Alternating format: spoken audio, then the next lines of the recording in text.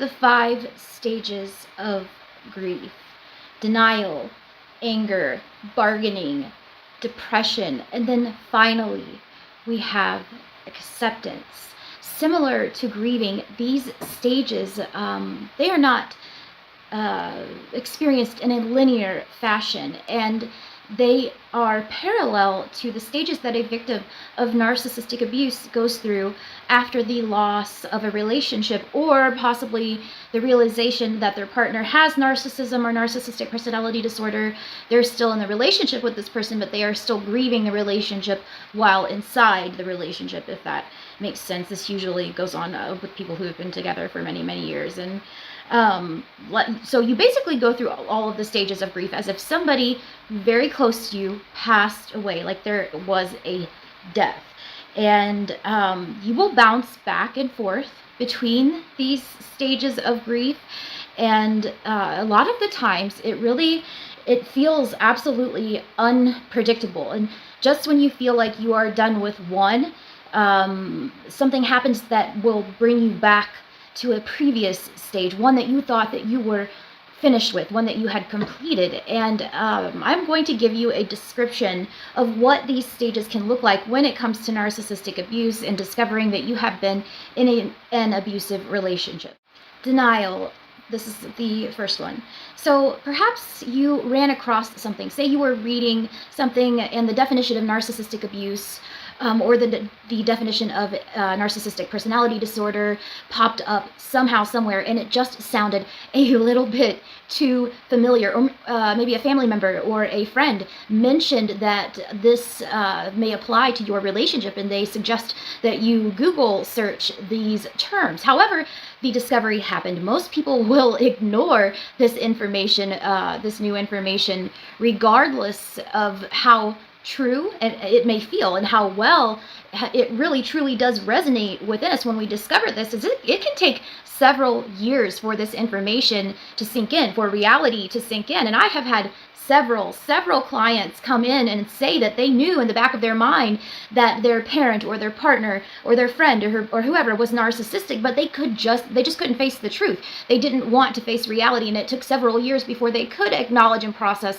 what they had experienced due to this person's narcissism. And for some, the denial may be shorter, but either way, recognizing that you have been inside a narcissistic relationship or a toxic relationship is it is painful, and it opens up old childhood wounds that you may or may not be ready to deal with yet. Anger. Yes, you get angry. You get really, really, really angry. And once you realize the abuse for what it is, people tend to get angry. And many people finally recognize what it was that they had suffered, what they had probably spent sometimes decades suffering through. And they cannot believe the abuse that they allowed themselves to endure. And it is a shock to their system. And finally acknowledging that you have been manipulated, you have been abused, you have been gaslighted, you have been, all of these terrible things have happened to you.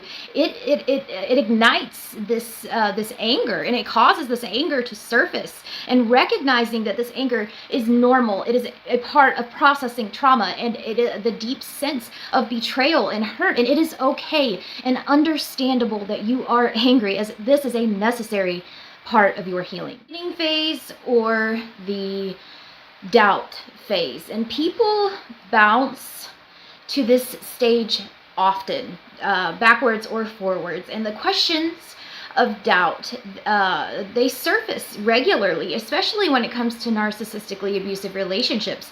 And we're thinking, oh, maybe it's me, maybe I'm the narcissist, maybe I'm the crazy one.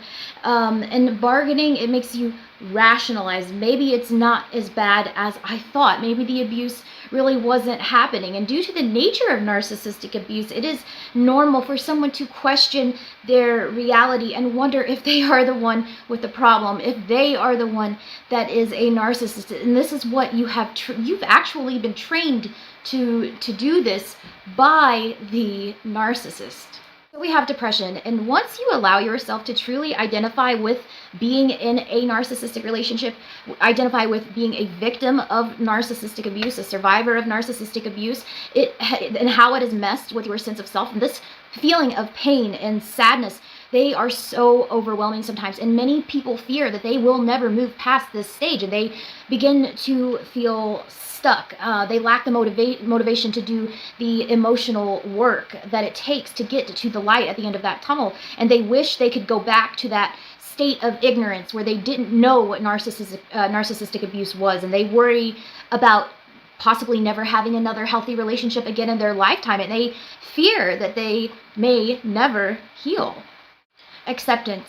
This can differ for everyone, as acceptance happens after somebody has done the proper emotional work that it takes, healing those core childhood wounds and really understanding what their experience meant and healing from the trauma of that experience. And at that point, some people, they choose to cut off all contact with every narcissistic person or somebody that they believe may be narcissistic in their life, and that can leave them completely alone at some in certain circumstances. And a lot of people, if most people who get to the healing point, they learn how to set strong boundaries. Many of us didn't even know what a boundary was when we started this journey. I know I most certainly didn't. And how to choose to stay in a healthy relationship and what that statement means. And understanding is accepting that your abuse, it was not your fault, but being able to take ownership of any unhealthy behaviors or patterns that you may have had, recognize them, and then letting them go. It's being able to learn to set boundaries, and that again, it's not placing blame on any certain person. That acceptance is not, but recognizing that the abuse, you have to heal from it for future growth, and healing is possible. Just like with the stages of grief, people bounce back and forth, but eventually it does end, and you will go back and you will revisit them. Sometimes, often after years of healing, there is no calculated time, and there is no other way out other than through. There is no magic spell that works overnight, that gets you over a narcissist overnight, and everybody's experience is subjective, is unique, and you should allow yourself the time and the space to work through these stages as a part of the healing process. And if you find yourself in one of these stages and you've been stuck there for a while, please be kind to yourself. Pay attention to how you are talking to yourself. Adopt a helpful mantra that will help you, and continue to repeat it over and over and over. And I know this sounds kind of corny and cliche, but I've always been a big fan of of dream boards. Post things where you can, and post them everywhere, and things like little mantras like healing is possible, and I know that I will be okay, because this is true. No matter what that trauma bond is trying to tell you, it is true. There is a light at the end of the tunnel, and you can find healing. You will find healing and go on to live a vibrant, beautiful life. Hey guys, if you would like to donate to my cause, Narcissistic Abuse 101, click the PayPal link in my bio, and your donations are greatly appreciated. Thanks, guys.